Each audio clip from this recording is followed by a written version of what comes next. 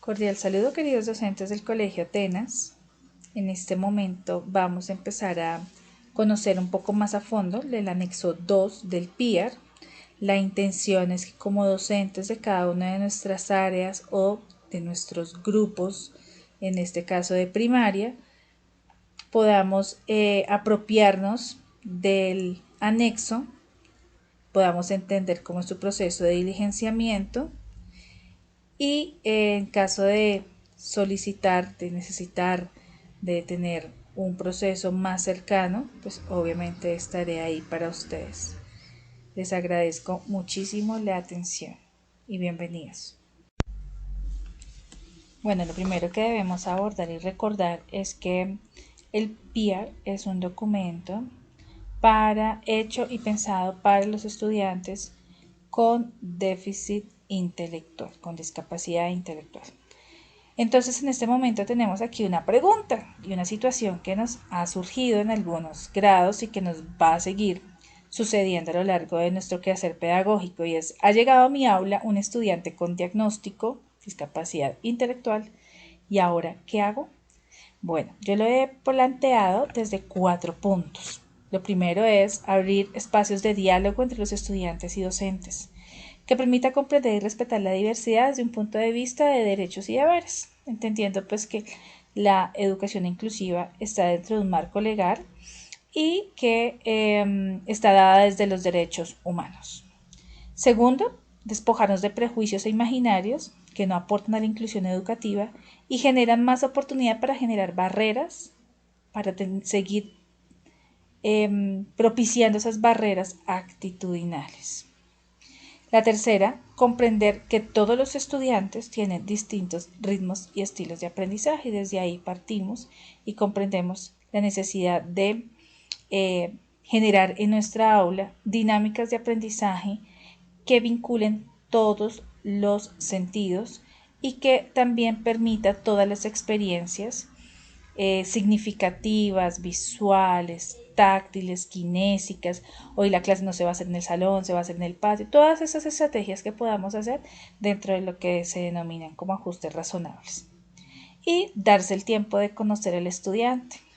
Sabemos que ingresar a una institución, ser nuevo, aparte de esto, ver unas dinámicas que quizás no comprendo como persona con discapacidad, sumado a ello, quizás el cambio de institución, las dinámicas familiares pueden estar cambiando.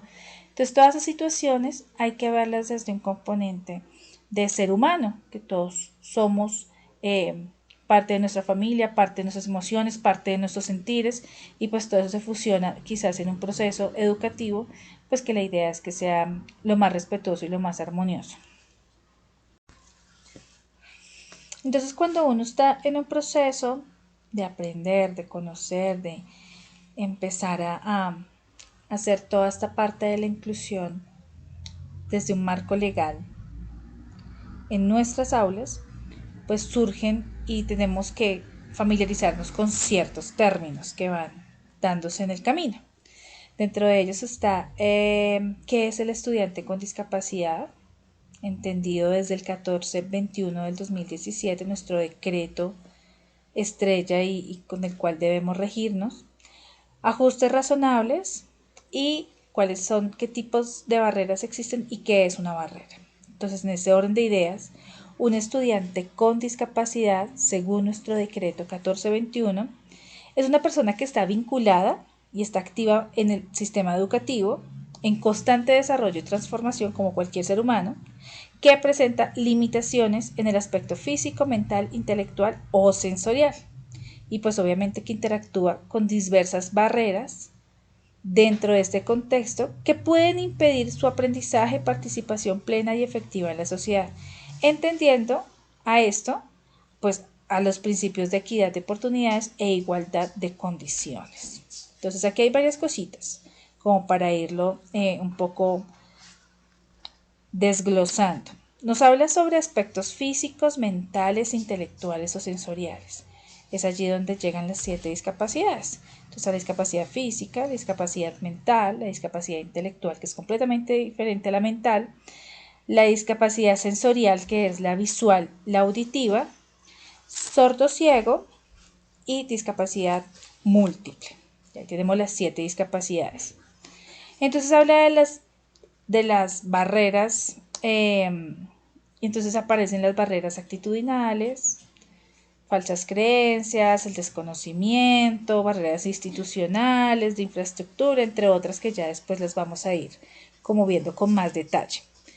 Ajustes razonables, pues son lo que yo les decía a ustedes, son acciones, adaptaciones, estrategias, apoyos, recursos, modificaciones y todo esto que como docente dentro de nuestra didáctica y pedagogía nos decimos yo me la inventé, yo lo estoy haciendo así, yo lo estoy poniendo a que me haga tal y tal cosa. Esos son los ajustes razonables, es todo lo que nosotros nos ponemos a pensar cómo hago para que sea más participativo, cómo hago para que esta actividad le pueda llamar más la atención.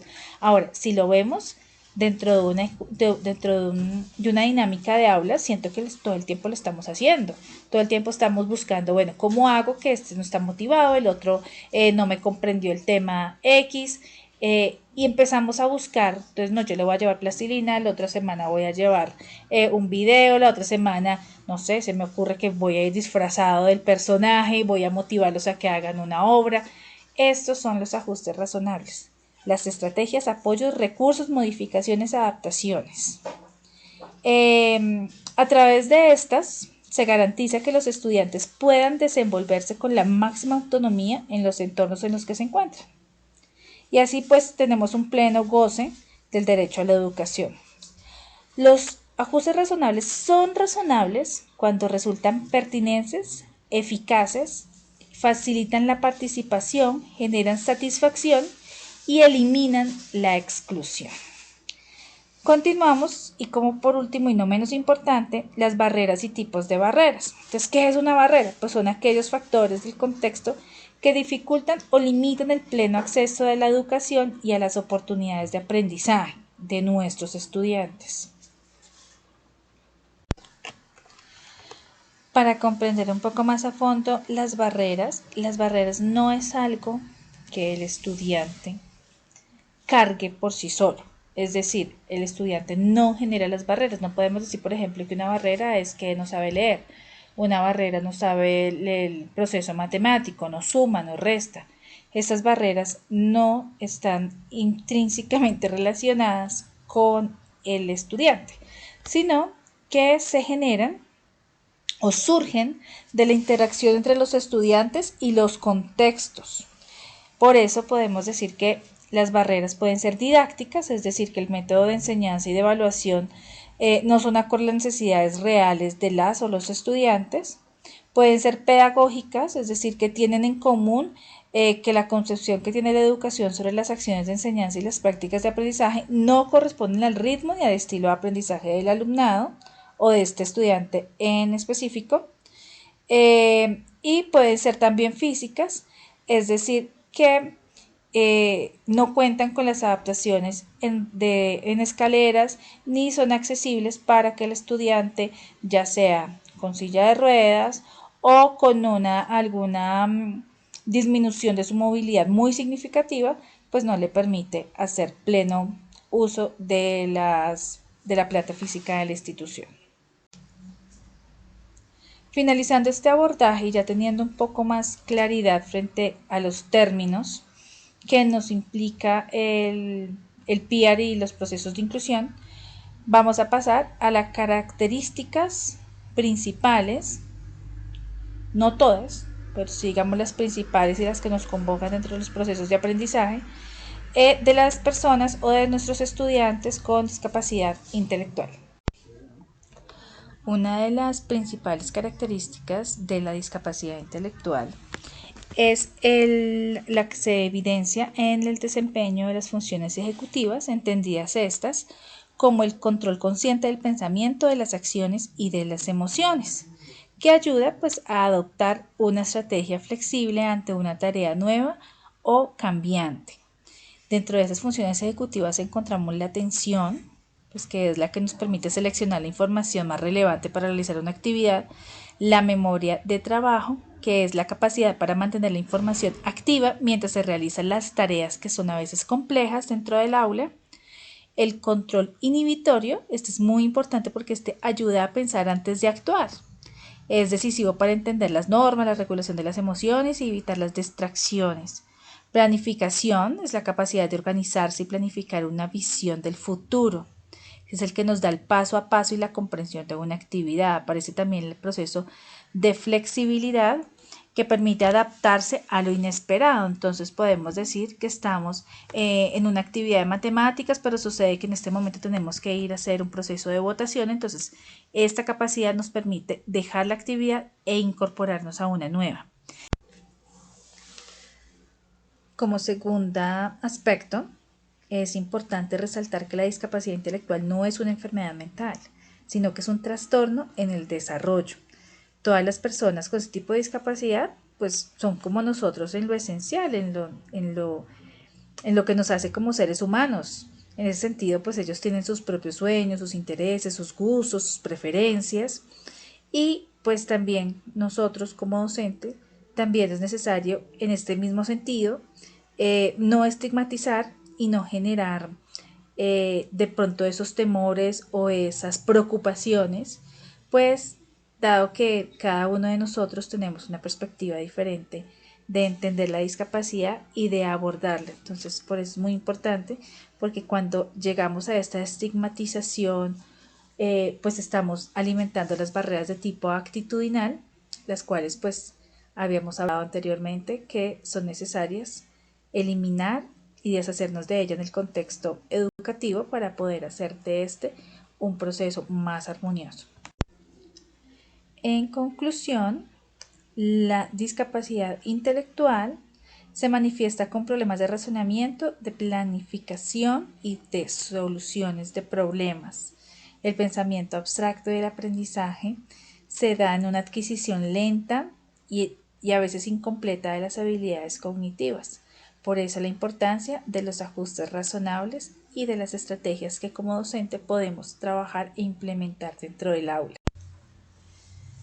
Ya habiendo abordado algunas situaciones particulares que debemos nosotros como docentes transformar en nuestro quehacer, en nuestra aula, entendiendo algunos términos y teniendo como una noción muy general de la discapacidad intelectual, encontramos ya este cuadro que es el que nos convoca dentro del anexo 2 del PIER. Este cuadro tiene 5 columnas, una que es la primera, la asignatura. Esta asignatura pues nos dice cuál es la que en la cual vamos a empezar a trabajar. Aparecen las básicas, sin embargo pues podemos adicionar ahí las necesarias y pertinentes según las dinámicas institucionales y aparece una siguiente columna junto a la asignatura que dice objetivos o propósitos. Aquí es donde yo les comentaba y la necesidad de que cada uno de ustedes según digamos, la pieza comunicativa que les envié vía WhatsApp, pues me hiciesen llegar los desempeños de cada uno de los grados solicitados según el área de trabajo de cada uno de los docentes. Entonces, es en esta primera, en ese segundo recuadro donde cada uno de nosotros en donde yo les estoy colaborando, colocando los desempeños, ¿vale? Entonces, esta es la primera acción, reconocer cuál es mi asignatura, posicionarme en del siguiente recuadro que dice objetivos, propósitos, ahí están el desempeño general de grado, por ejemplo, quinto, octavo, noveno, el desempeño que se maneja y que se tiene proyectado en cada uno de los 4 periodos. Entonces, ese es nuestro primer paso en este escalón de manos a la obra. Bueno, en nuestro segundo, por decirlo así, segundo peldaño de nuestras barreras para el aprendizaje y la participación, para hacerlo un poco más comprensible, he generado este código QR. La idea es que puedan escanearlo con su celular y puedan acceder a un material que se ha consolidado para comprender un poco más allá qué tipo de barreras podemos tener o podemos estar generando o se pueden estar consolidando de manera sin darnos cuenta en el aula. Esas barreras, recordemos que no son barreras que tiene el estudiante, sino que el entorno las está generando y quizás ya se hayan vuelto algo muy natural dentro de nuestras prácticas pedagógicas. Entonces, para poder tener un listado un poco más amplio, los invito a este código QR. Bueno, en nuestro segundo, por decirlo así, segundo peldaño de nuestras barreras para el aprendizaje y la participación, para hacerlo un poco más comprensible, he generado este código QR. La idea es que puedan escanearlo con su celular y puedan acceder a un material que se ha consolidado para comprender un poco más allá qué tipo de barreras podemos tener o podemos estar generando o se pueden estar consolidando de manera sin darnos cuenta en el aula. Esas barreras, recordemos que no son barreras que tiene el estudiante, sino que el entorno las está generando y quizás ya se hayan vuelto algo muy natural dentro de nuestras prácticas pedagógicas. Entonces, para poder tener un listado un poco más amplio, los invito a este código QR.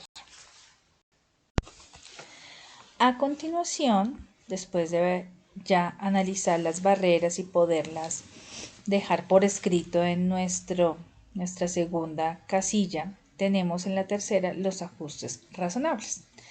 Los ajustes razonables, apoyos y estrategias. También pues he logrado consolidar un material por medio de este código QR que nos puede ayudar a encontrar ese ajuste dependiendo de las características que tenga nuestro estudiante. En esta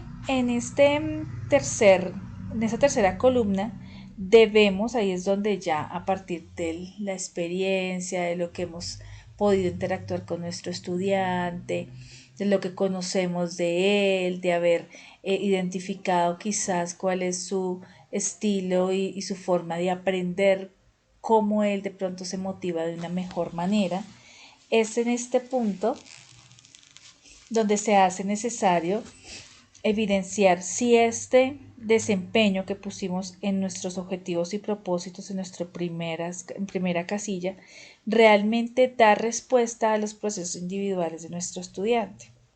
En tal caso de que no y estemos quizás exigiendo algo que madurativamente aún no lo logra nuestro estudiante, debemos ajustarlo en términos de qué, ajustarlo en términos de pronto de complejidad de la estrategia que necesito hacer o implementar para que la actividad sea más comprensible. Quizás es un estudiante que le gustan más las artes o se desempeña mucho mejor desde este punto de vista. Entonces, ver cómo este aprendizaje puedo hacerlo de una manera más dinámica usando un taller audiovisual, un taller de creación. De ahí la importancia de que realmente reconozcamos y conozcamos a nuestro estudiante y sepamos cómo es la mejor manera de llegarle a él para que él pueda comprender el tema. Ahora, vamos a encontrar situaciones de estudiantes con discapacidad intelectual donde definitivamente el desempeño que tenemos o la meta que tenemos para este periodo pues no está acorde al proceso en el que va nuestro estudiante.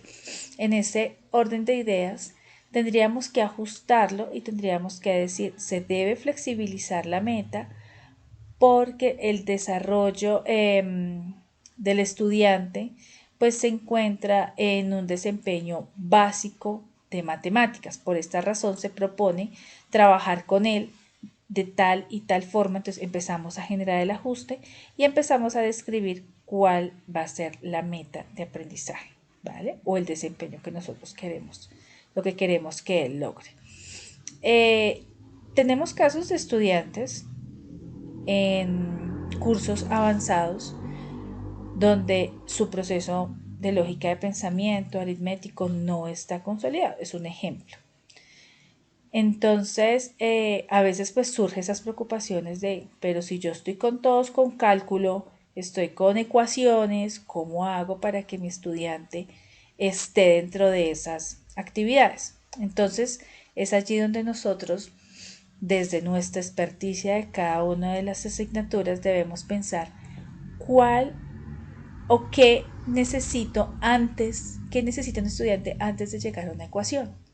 No, necesita operaciones básicas, necesita aprender a despejar, necesita... Y empezamos a desglosar ese tema, a hacerlo un poco más tangible, a bajar y a entender que para llegar a una ecuación tenemos que pasar con 8 o 10 escalones antes y empezamos a bajar como ese ascensor imaginario y empezamos a identificar, bueno, necesitamos para este ejercicio, necesito que él aprenda esto. Todavía no está o todavía no comprende o todavía es necesario estimularlo más, entonces me bajo otro piso de nuestro ascensor pedagógico, por llamarlo así, y voy buscando dentro de ese proceso de qué necesito para que llegue a lo que estamos exigiendo en grado séptimo, octavo, noveno, y es allí donde logramos dar ese equilibrio de nuestro estudiante. Esto es, digamos, este es un ejemplo de un caso pues extremo, ¿ya? En un caso que de verdad veamos un estudiante que sus habilidades y sus procesos cognitivos no están dentro del umbral que pudiésemos nosotros tener dentro de un curso. Sin embargo, es un estudiante al cual debemos darle respuesta dentro de los procesos de aprendizaje, teniendo en cuenta que su ritmo de aprendizaje está más atrasito del común o del proceso que llevamos en cierto grado. Tendremos otros casos en donde no, definitivamente el chico puede darlo, puede rendirlo, pero le voy a flexibilizar que en la evaluación me la presente de manera verbal, me la presente con un mapa mental, con un mapa conceptual, me traiga una evaluación de exposición. Bueno, ya empieza a generarse esos ajustes razonables. Pero sí tengamos como esos dos momentos que nos pueden suceder. El estudiante que puede estar dentro de los rangos, podemos estar haciendo unos ajustes más prácticos o más desde las actividades que podemos dinamizar entre todos, pero podemos tener otros estudiantes que quizás sus competencias aún no están acordes a su grado, pero que dentro de las actividades que puedo yo generar en el aula y puedo comprender cómo hago para que el estudiante llegue a esta meta que es la grandísima, pues la general del grupo, pues genero esas actividades y esos procesos de flexibilización con el estudiante. Bueno, en esta evaluación de ajustes, la idea es que sean mínimo 3 veces por año. Sin embargo, pues la idea es poderla hacer por periodos, entendiendo que estos ajustes algunas veces logran estar superados por el estudiante, es decir, podemos estar planteando que para tercer periodo quiero que ya esté haciendo restas y estemos en nociones de llevar, prestar, etcétera. Pero sucede que el estudiante ya en el segundo periodo lo logró. Entonces tenemos también que ir haciendo esta evaluación para determinar si quizás el ajuste que yo estoy haciendo ha sido tan bueno y tan pertinente que el estudiante va avanzando, o quizás puede ser el caso contrario, no se evidencia un avance, entonces tendríamos que empezar a mirar cómo hacerlo de otra manera, y pues allí también juega un papel muy importante los procesos de observación y de ese acercamiento con el estudiante en el aula. De esta manera pues se da cierre a este tutorial o este direccionamiento masivo. La idea es que pueda llegar a todos en la medida en que muchas veces los tiempos y los espacios pues no nos dan para reunirnos entre todos.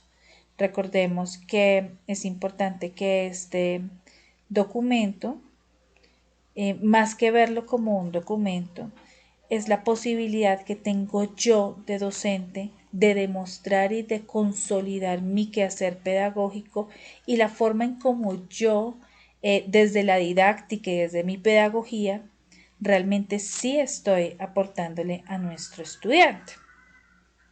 Es también una forma de proyectar a nuestro estudiante, de darle esa prioridad, esa importancia dentro de los procesos de aprendizaje, explicar y eliminar todas esas barreras que definitivamente son las que de pronto a nivel social, cuando ellos ya salen de nuestro colegio, pues se enfrentan y no tienen las herramientas quizás para defenderse o transformar esas realidades que muchas veces les toca muy duro.